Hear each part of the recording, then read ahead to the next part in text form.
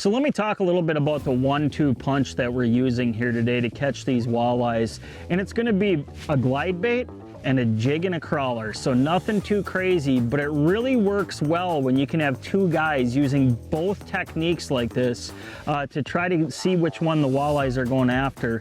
When it comes to the equipment though, whether I'm using that jig and crawler or the Berkley finisher right here, I'm gonna use the same rod setup. This is a Johnny Moore's Signature Series 6'8", medium extra fast action. So a 6'8" is something that's just a little bit shorter than what I typically like to throw a finisher on.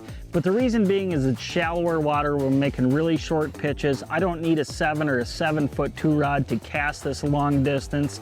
And on top of it, the Berkley finisher that I'm using is a size number 7. I've downsized it to get that slower fall so you can keep that bait in front of these fish that are in 5 to 8 feet of water a lot easier. Talk a little bit about the line here. Same line with both the setups. 10-pound fire line, something that I use in a lot of my spinning rod situations. Obviously both setups we're gonna have a fluorocarbon leader. This is 15-pound fluorocarbon right here, Berkley 100%. So really good setup there for throwing that small Berkley finisher.